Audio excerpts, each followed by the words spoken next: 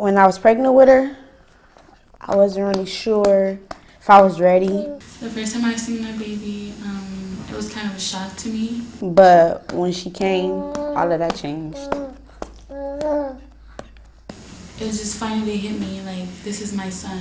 Like I'm somebody's mother now. Hi, welcome to Changing Steps with me, Belinda. Today you're going to meet some of our teen moms that are in our Teen Mom program, and you're going to hear the struggles that they go through on a daily basis, so you don't want to miss this. So stay tuned, don't go away.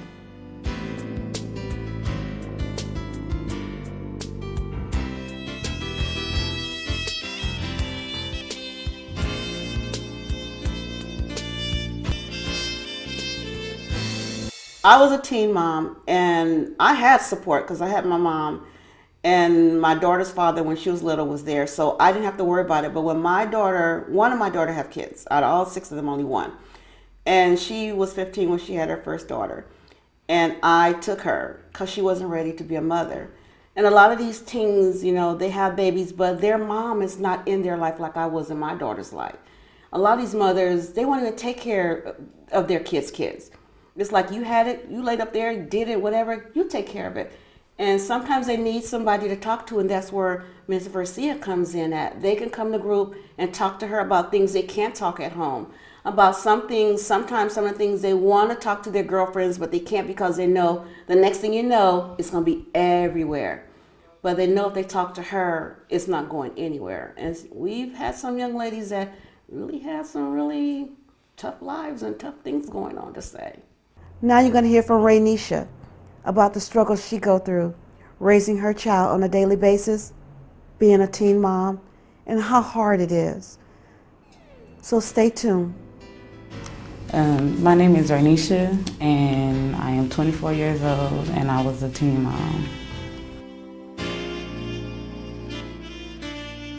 This is Giovanna, the one that don't sit still. And this is Kimon. She's about to be 3, February 15th, and he'll be 1, September 13th. My twins stay with my mom, and I went with my grandma. Our relationship was on and off. Like I said, my mouth was out of control, so she didn't like half of the things I said, and I didn't care. I felt like it didn't matter because she didn't, not because she didn't raise me, but because they felt like I was disobedient by telling them how I felt. I always spoke how I felt, no matter what, no matter how it came out, it came out. I had to let you know how I felt because it was just, if I didn't say nothing, it would have just been, okay, well, whatever, that's gonna be that. I always got threatened, oh, you're gonna get in trouble and all this and that. I didn't care about none of that. As I got older, I started to think like why I was the one giving away. It was to help my grandma, but it kind of, it hurted because I didn't grow up in the same house with my brothers and sisters.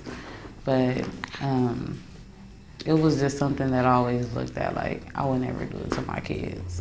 She'd have to just come see her all the time. I was good sometimes. I had my days. I like the streets. I like to party. And I did like school. I got sidetracked once I got in high school. I was like 16 years old. Yeah, I like to party. Just to be outside, period. I used to smoke a lot, and I did. But when I got pregnant, that was it. I stopped everything. I knew that life was going to change after having my baby, so there was a lot of things I cooled down on. I was 19 when I started to date my baby's father. We met on the party line. Yeah. and he stayed in South Carolina. I had my own place, and I let him come out here, and it was that from there. He wasn't really my type, but we talked on the phone like all the time. So conversation had me already. He wasn't going nowhere. He didn't want to leave. He came out here and he was just stuck. So when I got pregnant, I was scared. I was excited. I was in my own place, so there was nobody that was gonna help me or whatever. It was just me and him, and he don't have no kids either. So everything we learned as raising her. We'll be right back with Changing Steps with Belinda. If you're going through any kind of substance abuse problem, or anyone in your family, or anyone that you know, please seek help. Seek some kind of counseling. There are numbers on the screen that you can call to get help. And God bless.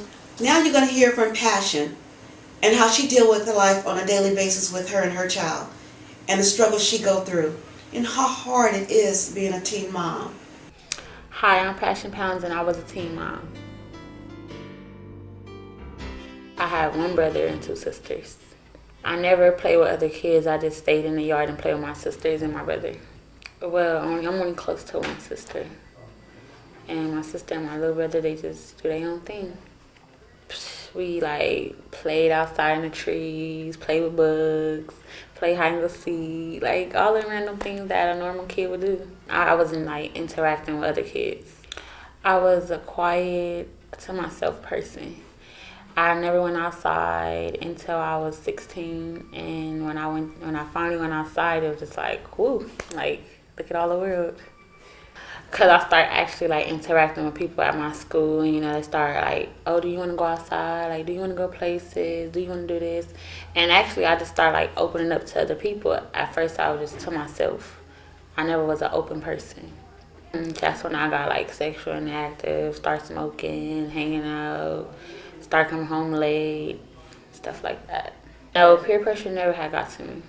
I never let nobody peer pressure me to smoke, to drink, to hang out, nothing. If I wanted to do it, I did it on my own will. I wouldn't say nobody influenced me. I did it on my own. Everything that I do it because I want to. Nobody forces me to do anything that I don't want to. I just did it. I just did it by myself. If my mama got mad, then she just got mad. Some things happen, and I just wish I can go back in time, but the way he carried himself, the way he just made me feel as a person. And I was open to him a little, and his swag. It's the way he carried himself. I was just so sick, and I was just I should go to the doctor. And I went to the doctor, and I was 3 months. So I was just a baby, really, what am I gonna do? Hi, my name is Versia. I work with Changing Steps. I work with teen moms. It's challenging, but it's very rewarding. I do love to see them come back to me with their accomplishments, and it just gives you a whole warm feeling inside to know that you've helped. We deal with a lot of the young ladies that are from 11 to maybe 24 that are pregnant teen moms going through different type of situations. Calls from young ladies that I've never seen or ever heard of before, and referred by one of the young ladies that I've already touched that came through, and I've introduced them to Changing Steps. Some of them have went on to get jobs, and they've been to college, they've finished college, they have trades. So it's been a great blessing back to the community. I had spoke with the girls a few months ago about domestic violence, and I really didn't know at that time that many of them in that room were being abused until that day. And, it's a lot. It's a lot of them. So when you're asking me about that, by me being a survivor of domestic violence, my thing with the men is that, you know what, you had one child by that guy, try not to keep having them. Because sometimes some ladies, young ladies think, oh, I have this baby by him, I'm going to keep him, or that's going to make him stay with me. No, it's not. No, it's not. You're going to be with that child for the next 18 years. He may be with that child for a few months, but you're with that child forever. When I had my daughter, I was like, I knew a lot of things had to stop. I knew that my responsibilities, turn around. I knew my responsibilities was gonna be heavy on me because I don't like to ask people for help. So any and everything that I had to do or whatever I had to do to take care of her, it was just like I had to do it. It was a must. Her, everything she does is like, wow, look what I did. I created this. And him, he's goofy right now. He's very, very goofy, and I love that. But waking up to both of them is like, okay, I don't care how my day went. As long as I see them when I wake up, I'm okay. My daughter's dad he's a good father. He truly loves his daughter. I can give him that. It was just too many different problems, his own personal issues that he have to deal with. But he's a very good dad. He keep his word to her.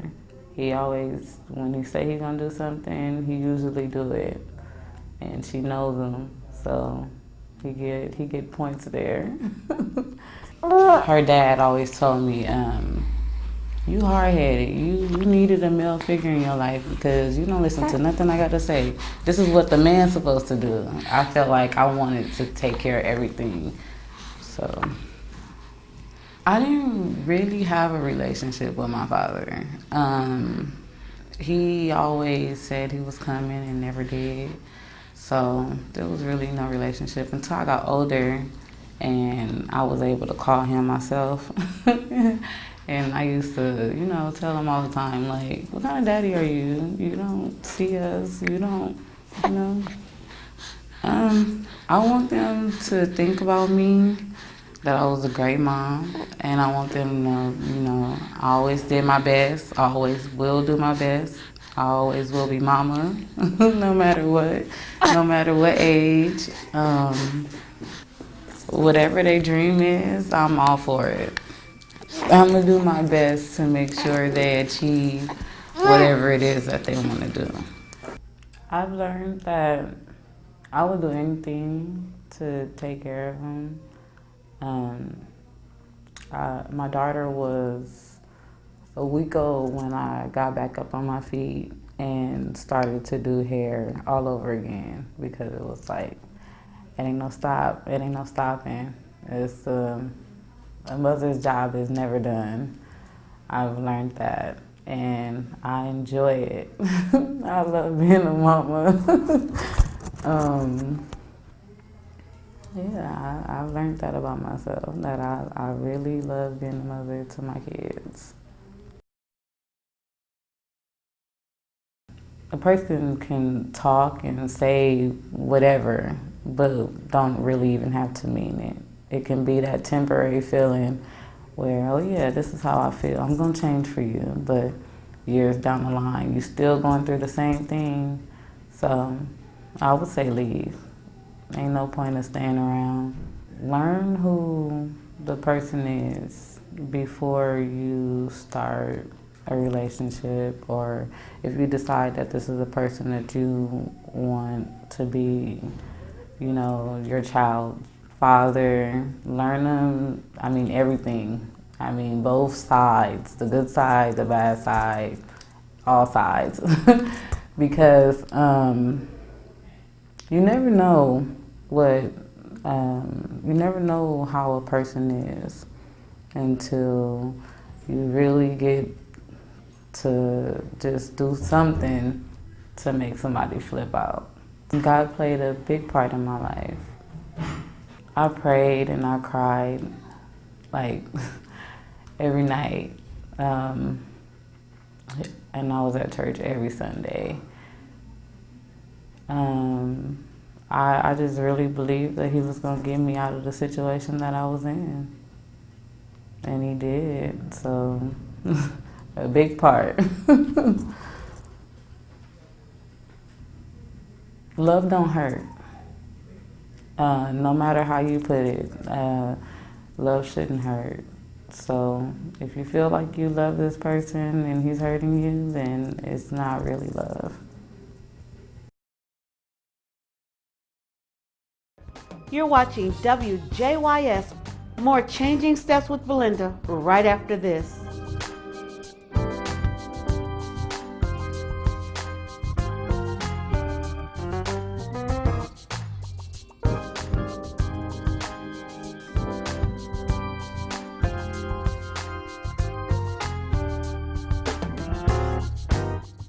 But then he's here and I take care of him by myself and everything. I struggle from day to day, but at times it's kind of hard, but I still do it. At the end of the day, I had got a best gift and it was my child. It made me realize who's here for you and who's not, who's actually going to help you at the end and who's going to be there for you at the end. And at the end of the day, it's only you and your child. Nobody there for you.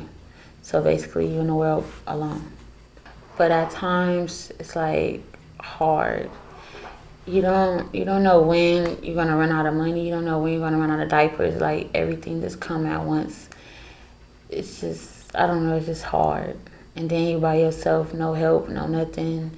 And the little help that you get is just like, okay, like that's nothing. You need more than what you can get.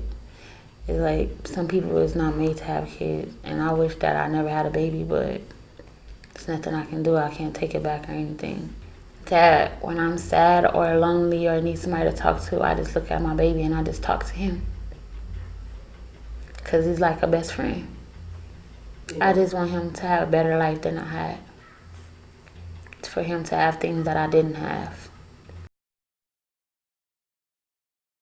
No, I just went over my own salon. Because I like to do hair. I like to do hair and I like to do people's makeup. I go to school, but the thing that's slowing me down and I can't go to school is childcare. That's the thing that's messing it all up. I don't have somebody to watch him every day, or I don't want to take him to daycare because he can't talk and he's so like hyper, and it's like some people can't control that. So there's nothing I can do. I have 2 friends and they're very close to me. They actually help me with the baby. They're younger than me, so they actually help me with the baby sometimes, like watch him when I need him to be watched. Or he spend a night over there with them. They buy him stuff, They actually do help me, even though that they're 2 years younger than me. And we talk about, like, everything, like the boyfriend, like a normal, normal, like, young kid,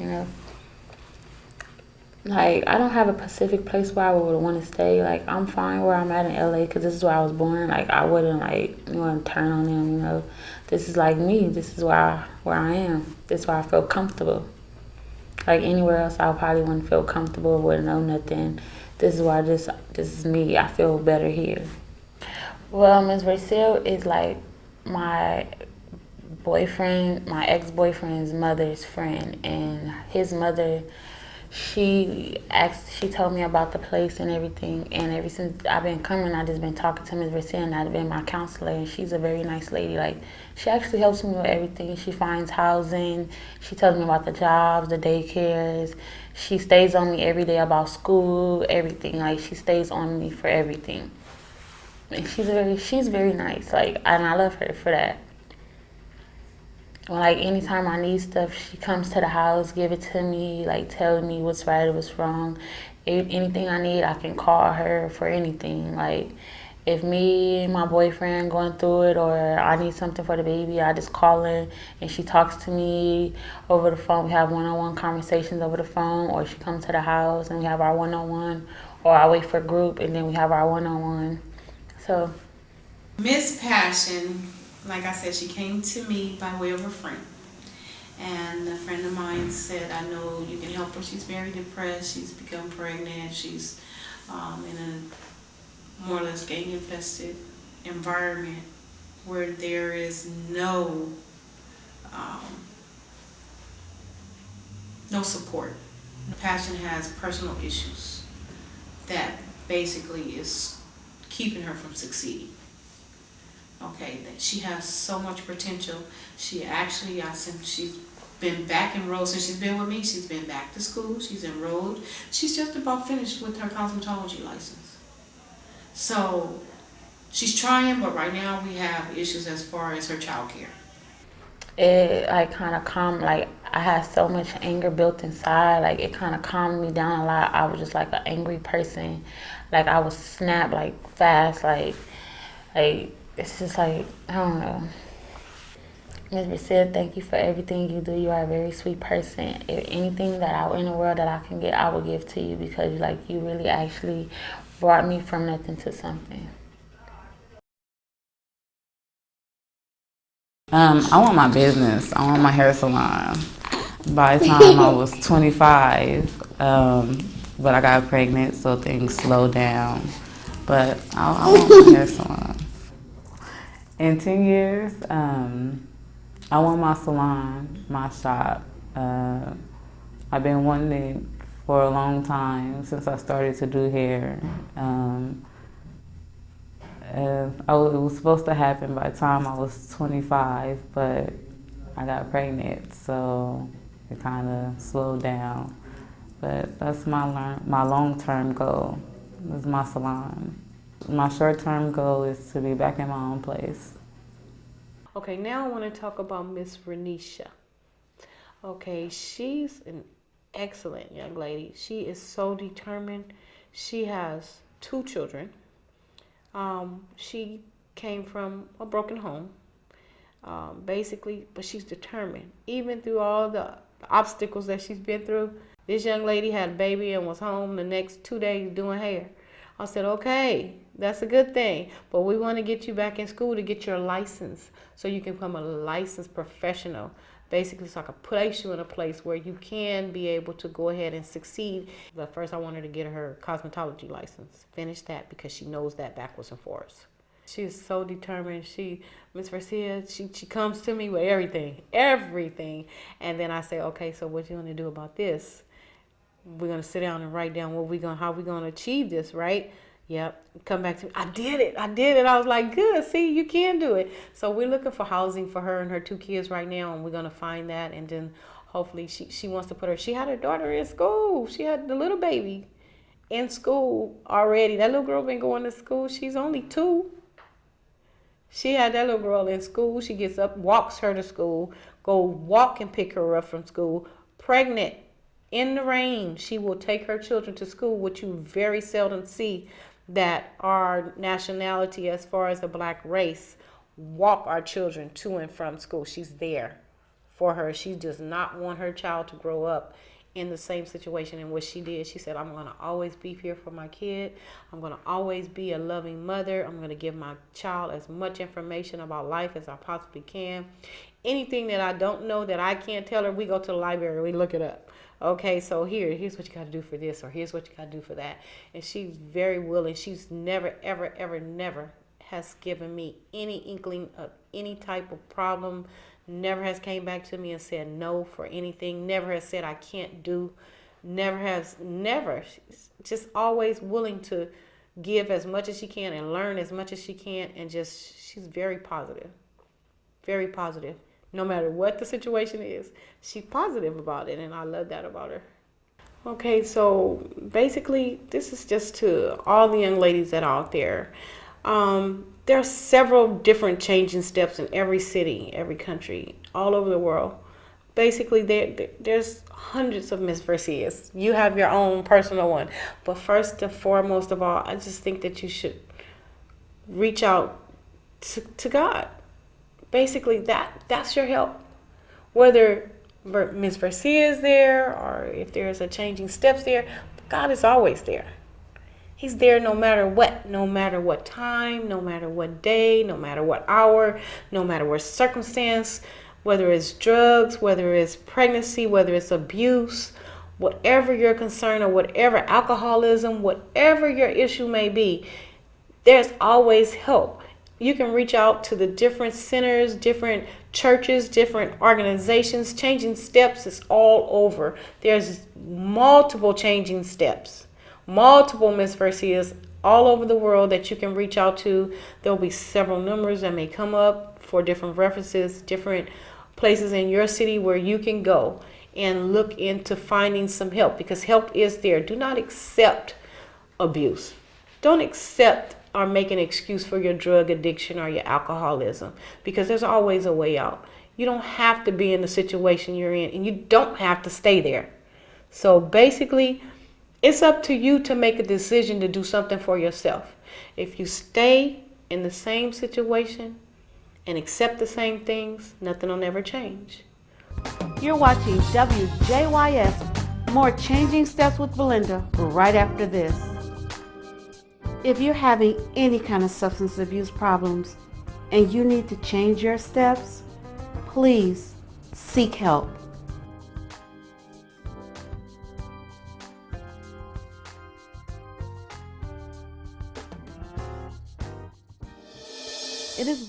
If you can send anything, right now is the time to do that. These young ladies really need help. You just saw a few of them today. Just imagine 20 or 30 or even 40 young ladies that are going through what these young ladies that you saw today. This is just the tip of the iceberg. So we're asking for your help.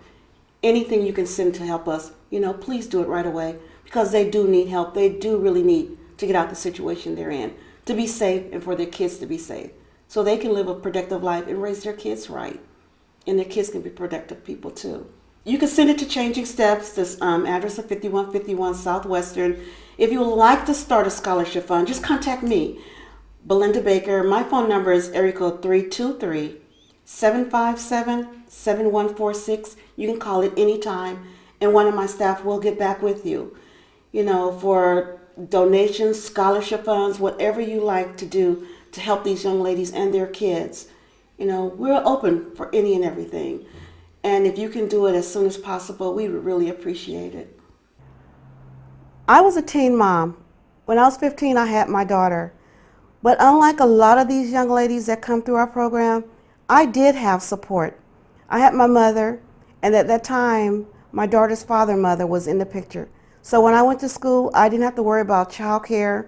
I didn't have to worry about my daughter, whether she was going to eat at night. But a lot of these girls, they don't have that option. That's why I started what I started, to be able to help them. But I'm only one person. I can just do the best that I can.